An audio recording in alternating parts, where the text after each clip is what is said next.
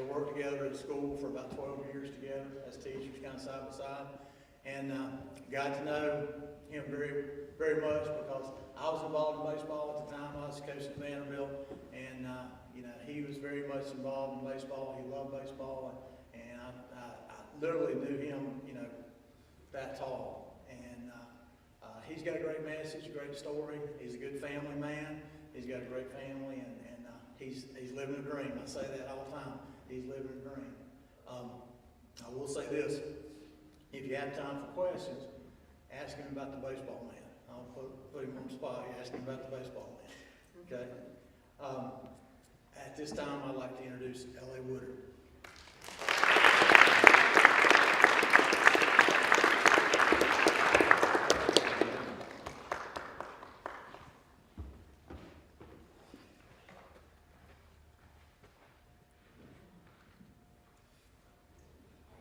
Since he already brought up the baseball man, I'll go ahead. I guess I'll start off with that.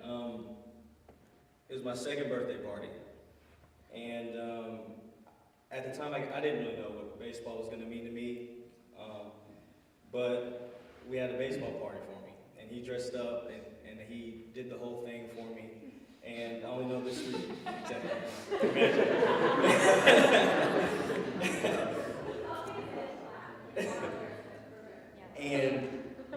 And he put on this big, baseball party for me, and I saw through pictures, and little did I know, for the next 19 years of my life, I was going to be playing baseball on my birthday. 3 years old, they took me to a baseball game, to a Reds game, and it was kind of weird, because you think about a 3-year-old at a Major League Baseball game, he's probably going to be running around, going to probably have to have him on a leash or something like that. And with me, I sat there the whole game, and I ate a whole bucket of popcorn. I didn't move a muscle. And my mom always says on the way home, when I threw up the whole way home from eating the bucket of popcorn, that they knew that baseball was probably what it was going to be for me. A few years later, I turned 8 or 9, and I started playing SoCal. It was a travel league in Southern California.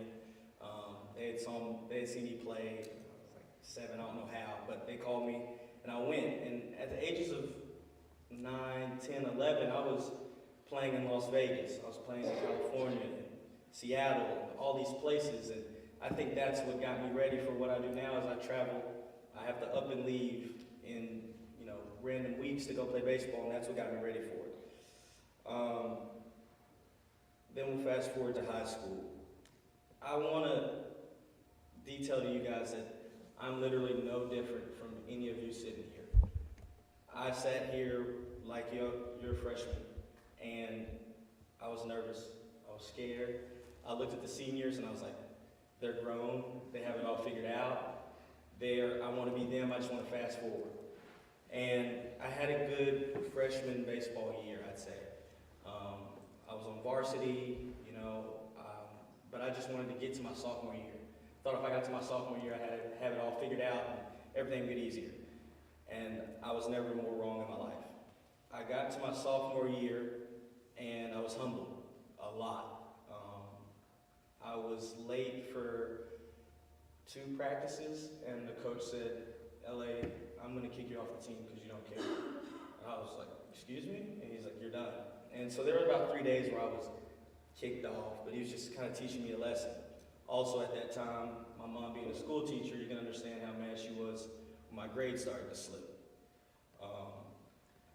It took me probably until about the end of my sophomore year to kind of really look back and realize how I did all that to myself.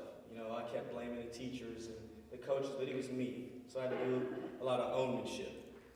I then go into my junior year, and my junior year, I felt as if I'd grown up a lot from my sophomore year, and I did. And I was also thinking, okay, I gotta apply to colleges. So I go and I start applying to colleges, and I thought, college baseball at this point is just a dream. It's not tangible, I can't touch it, I don't feel it, I don't think it's gonna happen. I wanted it to, but it was hard to see. And that's when, I think, I could say that's when I got my work ethic, was I can look back at my sophomore, junior year, and say those were the years. I went on, had a good junior season again, got my grades back up, got into colleges that I wanted to get into, and then I went into my junior summer, which was the most influential summer of my life. I went into my junior summer and I can't say the junior college or the coach's name, but there was a junior college that I really wanted to go to. And I thought I was good enough, my friends were going there, and I was like, that's where I'm gonna go. I went there, and the coach looked me in my eye at the end of the tryout, and he said, LA, you're not good enough to play infield at the college level, and you really aren't good enough to play here. And to this day, that still hurts. And I remember I left there and I said, okay, then I'm not good enough. After that, immediately I drove from there to a summer ball tryout to a team that also I felt like I was good enough to play for. And they almost said the same exact thing. They said, LA, you're not good enough to play for us. Like, we like you, you're a good kid, all that, but you can't play for us. And I went home that day, and I would say that's kind of what put some fuel in the tank. I think I worked hard, but it was more fun to get to the field 2 hours early and stay an hour late. My mom always got mad at me because she would take me to practice at 4 at 2. And then, she's getting off of work, she's coming to pick me up, and I'm staying hours and hours after. My junior year, it became more evident on why I was working hard. And I came into my senior year ready to go, ready to have a good senior year. And I did just that. I also applied and got to Kentucky for physical therapy. Got into the PT program, and I was very excited about that because still at this point, I'm not playing college baseball. And it was honestly around this time, still as a senior, I didn't have any offers. I was still just going to Kentucky. I was like, maybe when I get there, I'll walk on, or maybe not, I don't know. Because I cared about school, and that was something I always wanted to do. Still, college baseball isn't tangible. I can't get to it. I'm going to try, but who knows? And it was December 14th. I was sitting on my couch. I got a call from a player that used to play at my high school, and he was at Kansas City Community College. And he said, hey man, you got any offers? I was like, no, I don't have anything. He's like, how about you come out here and do a little tryout? I did. I did good, and I went in, and the coach offered me, and I was excited, and he kind of struck me in a way that I wasn't prepared for this. He said, we're going to offer you, but I don't think you should sign to us. And I was like, why? He said, well, you're really good. You're going to have more offers. You're going to have Division I offers at the end of your senior year. I can bet that. So I leave there thinking, I'm on top of the world. Can't tell me anything. I've had Division I offers apparently. So, this will be fun. Going to my senior season, have another really, really good year. A year where I had the best stats in our district. There's no doubt about it. Our coaches knew, everybody knew. And I was like, okay, fine. I got district MVP. I'll probably be put up for all this. I'm definitely going to get these looks. It'll happen. And I didn't get it. I didn't get district MVP. And I got some other awards, but that was the one that I wanted. That one still sticks out in my head of something that I earned. I knew I should have had it, and I didn't get it. And then I went on that summer to have a really good summer, the best summer ball year ever. I batted 400. I was easily the best player on that team. And I was the only player on that team signed to a junior college. Everybody else was Division I. And I'm thinking, how unfair is that? And then once again, back to my sophomore year, I'm blaming everybody else. I still think it was me. Somehow, I still think it was me. I didn't work hard enough. So that adds more fuel to the fire. That puts me back, getting to the field earlier, and working harder than I've ever worked before, to go into my junior college, ready to show those guys what I can do. I get to my junior college, and I'm 500 miles away from home, and I was lost. I didn't know what to do. I remember, I'll never forget this, my mom dropped me off, and she gave me $50 to go grocery shopping. I bought Gatorade, chips, cereal, and Hot Pockets. And at the time, I was like, "Oh, that's enough." And then 4 days went by and I was hungry. I had to do a lot of growing up on my own, and I couldn't have done that anywhere else but 500 miles away from home. And if you don't know anything about junior college baseball, I mean, it's school, baseball, and then you're in the middle of nowhere, so there's nothing else to do. Me being from Nashville, there's always something to do. I mean, I remember we had a Sonic down the street from our school, and that was it. Now that Sonic, we had a great time at it, but where else were we going to go? We went in there at that junior college, and we had good facilities, and it was a good time. I'll never forget the first day I ran out. There's a shortstop. I was like, I'm the shortstop. It's whatever. I'm ready to go. And the other guy comes out. We get a transfer. I'm 18 years old, and this transfer walks up to me. He goes, "Hello, my name is Travis Stroop. I'm 21." So I'm thinking, okay, he's number 21. Why is he telling me? And he was 21 years old, and I'm 18, looking at this literal grown man, and I'm supposed to take his position. Oh, there's no way. But I don't know why I'm here. And then later on that day in practice, our coach brought in 3 of the freshman infielders. He said, only one of you guys is going to play. And so I'm really saying, I'm like, okay, well, it's not going to be me. So I guess I'll just, work towards next year or whatever. And our assistant coach grabbed me. He said, it's going to be you. And I looked at him. I was like, I don't need you to lie to me. Okay, I don't need that. He's like, no, just keep up your work ethic. You'll be fine. Opening day lineup was posted. I'm batting leadoff playing shortstop. And I earned that shortstop's respect because he moved to third. And I had an amazing year.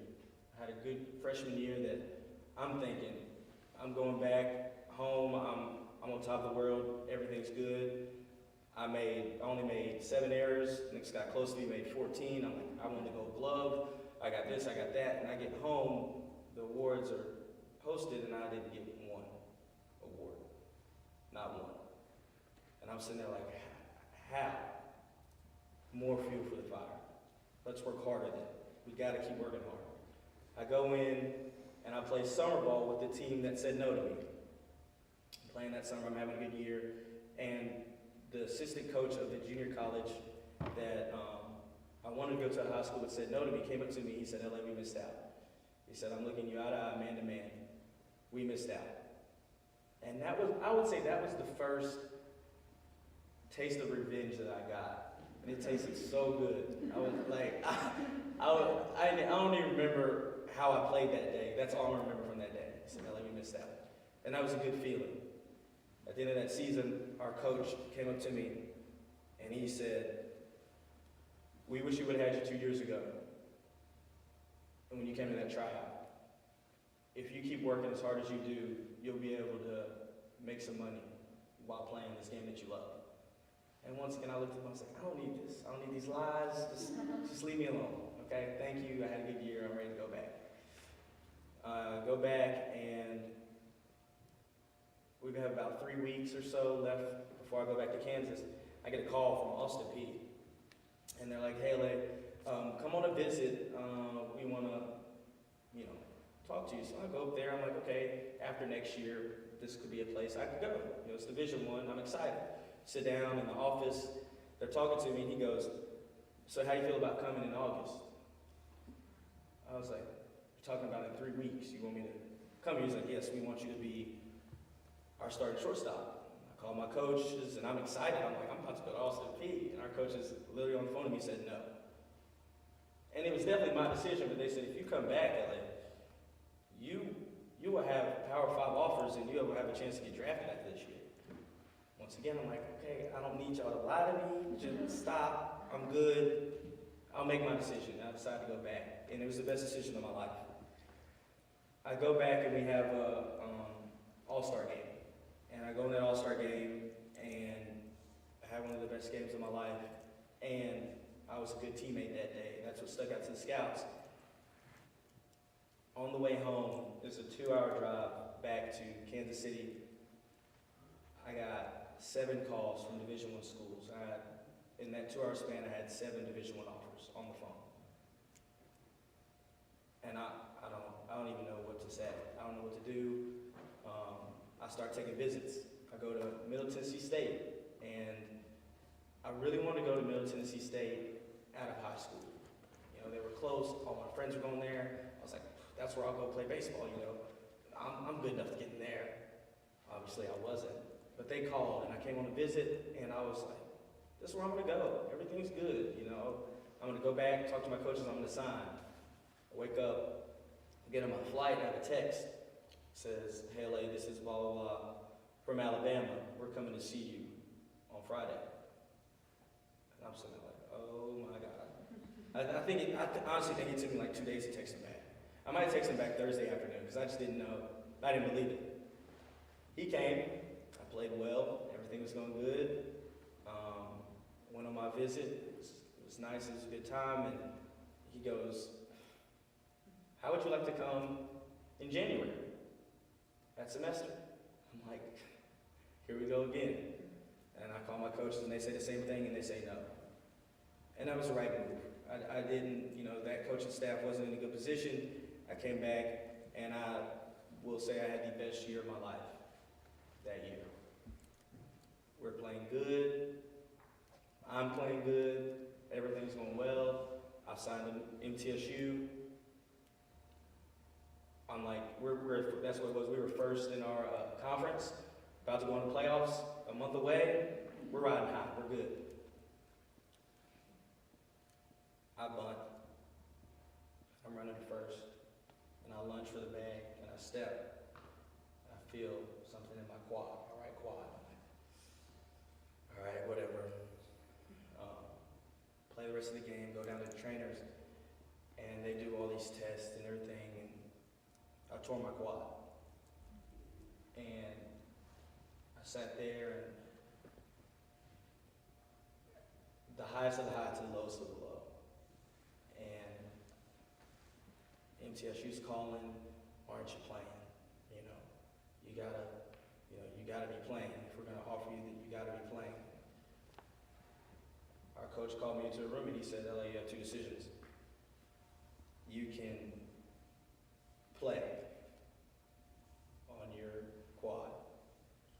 You can be a captain, you can help your team out. Or you cannot play for a month. Rehab, get back healthy, everything be fine. You play a week of summer ball and be in a good position to get drafted. And I sat there and I thought about it. It took me back to the day that they offered me, and they were my only offer, and how much they had sacrificed for me. I chose to play. And I remember I rehabbed while I was playing. They wrapped up my leg every day. I mean, I was hobbling out there, but I could play. I was good enough to play after all that stuff. We go into our region championship, and we're playing a team. We finished second in our region. So, you know, we could have finished first, but it was okay. We're playing a team, Garden City, that we beat them 98 times out of 100. I mean, they were not good. I can tell you, they weren't good. First game, we come out, beat them 10-0. Next game comes around, they win on a fluke. We're like, all right, whatever. We're going to come out tomorrow, it's going to be whatever. Next thing we know, it's 7-7 in the 9th inning, and we're up to bat. And you're thinking, our season, everything that we've worked hard for, everything that we've done for each other, is honestly maybe an inning away. I don't really necessarily believe in storybook finishes, but 2 outs, I'm on deck, our 9 holes hitting, been struggling all year. I mean, all year. He couldn't buy a hit. And I'm on deck like, all right. I'm honestly, you know, I hate myself because I'm usually a good teammate, but I'm on deck like, I'm getting ready for defense. I'm like, This just is what it is. Hardest hit ball I've ever seen him hit in my life, right back up the middle. Almost took the pitcher's head off. He's sitting on first, and now I'm walking up to hit. I'm like, okay, all right, okay, good for you. I'm happy for you, you know? But now it's on me, the captain, the guy that, you know, turned down some things that I could have done for almost just a moment like this. 3-2 count. He throws me a slider away. Who does that? And I hit a line drive in the right field gap for a double, and he scores from first, and we win. And we go on to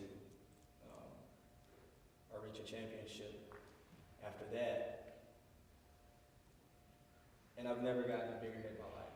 I was literally in the box shaking as I hit it. I don't know how I made contact, but I did. And that was probably one of the best days of my life, through everything that I've been through. After that, I go into summer ball, and of course, for some odd reason, I kept playing on my hurt leg. I don't know. And I had a good, half a summer ball rehab, and he came back at the end and played. Draft comes around, coaches are texting me, do you have any calls? I'm like, no calls, it's okay. I go in MTSU healthy, so I would say everything worked out for the better. I'm glad that I made that decision. Now I'm at MTSU, I'm their top prospect, I'm the guy. We're ready to turn this train around, we're ready to get going. And that's how it started, I guess. We go, I do good at the pre-draft workouts. We had our pro day, I did good at all that. And we're playing catch the next day before practice. And our coach walks up to me and goes, hey LA, how do you feel about being represented? Represented? About what does that mean? He's like, like having an advisor, somebody that will turn into your agent when you get drafted. I'm like, I don't need you coming up here lying to me. I'm trying to focus on, I'm playing catch, and don't come with me. He's like, how would you feel about that though, honestly? And I go, I mean, that would be fine, sure. He goes, good, because he's in my office right now, I want him to talk to you. Like, right now. He's like, yeah. So I walk in there, and my now agent, Trey McFarland, is sitting there, and he's telling me all this stuff. I mean, I don't even remember the conversation. I should have taken notes, because the first thing he said to me, he goes, LA, at the end of the season, you're going to get drafted if you do everything you can do. And after that, I blacked out almost. He's blah, blah, blah, blah. I'm just in a trance. I don't know. And he left after that, and then the next day, the Conference USA list for the top draft prospects comes out, and I'm number 13 out of all the Conference USA. And that was the first list. That was the first anything that I ever really made. So that was a huge deal to me. We have a good team. We're going into the spring. Everything's good. We're picked to finish 9th in Conference USA. We're like, there's no way. We got 5 draft prospects. We're this, that. We're going to be fine. And it started out like that. And then we get a call from Marshall. They're like, hey, we're coming down, but we know the weather's going to be bad. What do you want to do? And our coach goes, well, we'll just play a doubleheader on Saturday, one on Sunday. That doubleheader on Saturday, it didn't get above 33 degrees. And they swept us. They were the worst team in the conference. But what actually happened that day, what really happened that day, was I still second. Guy hits a ground ball shortstop, clips it to him, I slide in, take him out, and he steps on these 2 fingers. And there's like a scar. And me being the competitor I am, I just kept playing. I was like, I'm fine, I'm dripping blood, I'm good, it doesn't matter. The coach was like, you need to leave the game, like you probably need to get stitches. I was like, stitches? I need stitches, I'm good. After the game, they unraveled my hand. And our trainer goes, you should have gotten stitches. I go, well, why can't he? He goes, it's too late. You can't get stitches anymore. I couldn't swing a bat. And I had another talk with the coaches, and they said, you have two options. You can rest, not play, and get drafted, or you can play and your stats are going to suffer. And I was like, stats suffer? I was like, I'll be fine. I know myself. I'm a good player. On that day, I was batting .345. Fast forward a month, my batting average was .215. I couldn't swing a bat. They were right. I couldn't. I either walked or struck out for the next month. I could say I probably made contact with maybe 3 baseballs. I got a call from my agent. He was like, what's going on? And this is the first time me and Trey really ever disagreed or argued, and it was a heated argument. And he told me that I needed to sit out and I needed to stop playing. I told him there's no way that I do that. I said, everything that this team's given me, everything I've given to them, I'm going to play. And he disagreed, and he told me that, okay, well, all the draft guys I'm talking to now have you not getting drafted this year, and you better have a good senior year, you're done. Your career will be over. I said, okay, fine. I don't care about them. I don't need them. I needed them, by the way. I need those guys. But I get back. You know, after that 230, I raised my batting average to 267 at the end of the season. Resilient. I bounced back. Everything's going good. I'm playing the best game of my life.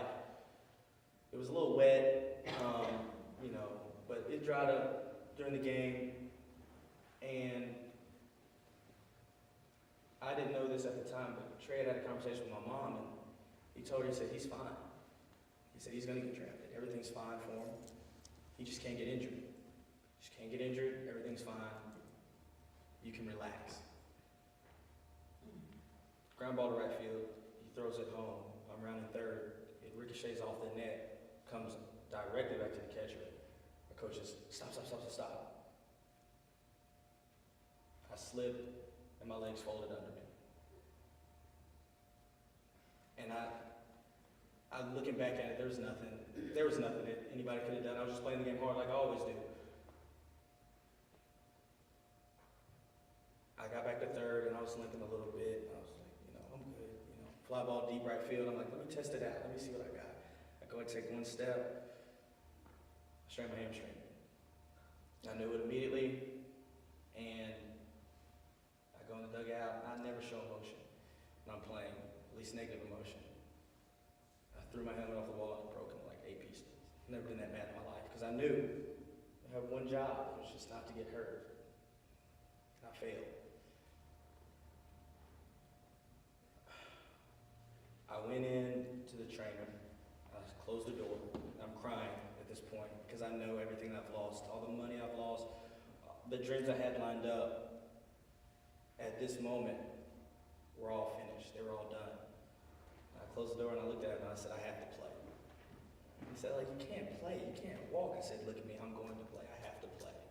Everything I've been through, everything that I've done, all the fuel in my tank, everything that's fired me right now, everything I've done for everybody else, I'm actually doing this one for myself and my family. I have to play. Once again, I'm in there rehabbing every morning at 9, 8, staying late, getting ready. We got it all wrapped up. Unlike in Kansas, though, you could tell I was hurt. I really couldn't run.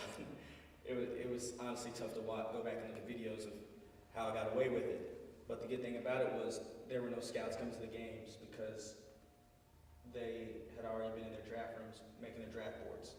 So I was already on draft boards. They just couldn't look at the lineup and see that I wasn't in it. So I played every day. Our coach knew. Everybody knew. We get back. I get fully, I'd say I'm almost fully healthy, and we're playing at Vanderbilt. And our coach comes up to me, and he hits me. He goes, hey, how about you go make yourself some money today? What is he talking about? The Angels sent their assistant GM and their head scout to come watch me play at Vanderbilt. And luckily, I didn't know until after the game, because you tell me that before the game, I may ask not to play, because who knows what's going to happen. So, and I had a really good game. I played good. I showed off everything that I could, and I'm I'm in line. Everything's good. We go on, our season ends. We actually do finish ninth like they projected. And we were all hurt, but I kind of knew at this point, I was like, I did what I had to do. You know, I did everything that I needed to do to get to where, that what they promised me. I get a call from Trey, and he goes, all right, I got 3. Mind you, this whole time, Trey doesn't know that I've been hurt. He was oblivious to the whole thing. He goes, all right, I got 3 pre-draft workouts lined up for you. All you got to do is go there and run. So you go there and run, you run below a 6'5", you're good. You don't have to worry about a thing. And I'm thinking in the back of my head, there's no way I'll run anything close to a 6'5". It's impossible. I was hurt a week and a half ago. There's no way. But once again, I have to do it. I think my mom actually tried to hide my car keys for me driving down there to go. She was against it. Everybody was against it except me. I went down there for those 3 draft workouts, and I usually never bring God into baseball. And just for the simple fact of, I always told myself, he has so many other things where it's just a silly game of baseball. Before the game I always pray, Lord, please help nobody get injured today and everybody get through this game safely. But as far as me and what you should do for me, I never brought him into it.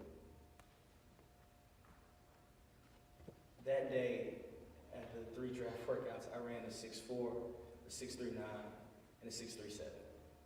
And there's no way I actually did that. It happened, but there's no way. I was actually running thinking, okay, well, I ran a 6'8", I'm just going to go home and come back to MTSU next year, because there's no possible way that I ran those times except for God and the faith that I've always had in him. I know it was him, because there's no chance that I run those times without him.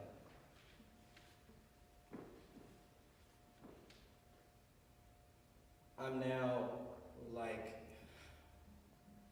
you say, living my dream. And the big message that I want to make sure I send today is, dream as big as you want to dream, but don't neglect the execution. You can dream whatever, you can be whatever you want to, but just dreaming it is not enough. I say my sophomore, junior year is when I really started working hard, but like I told you, I've been working hard for years, and it was just fun to me. Throughout all of this, I had different things that fueled me, that fueled my fire, that I was mad, I was angry a lot. And I put that into my hard work, and I'm not here if those things that happened, all those injuries, all those coaches telling me no, all those hurdles, if I don't have those, I'm not here. I want to thank you guys for having me, the faculty and staff and everybody, because I always tend to look at the steps I have to take and not the steps that I've taken. And this helps me be able to look back and understand, the reasons why I'm here. And it helps me see that there were players that had a lot more talent than me, a lot more offers, a lot more things given to them. It was easier on them. And I passed them up because they didn't work hard. They didn't go through the struggles that I went through. And I want to let you guys know that at this day, at this moment, I don't want to age myself, but years ago, my senior year, I was in the same exact shoes that you're in. There was no difference between me and you guys. And everything that I've gotten to this day is because I worked hard at it. And whatever it is that you want, work hard at it. Because at the end of the day, hard work gives yourself an inner truth. I can sit here and say to this day, nothing was given to me. I had to take it, and I had to go get it. And I know no matter where my baseball career takes me, no matter where my life takes me, I'm there because I worked hard for it. And I was blessed in the beginning. So whatever you're dreaming of, whatever you want, it may not seem within reach, but I promise you, if you execute, you keep your head on straight, you can get there. and I'm a living testament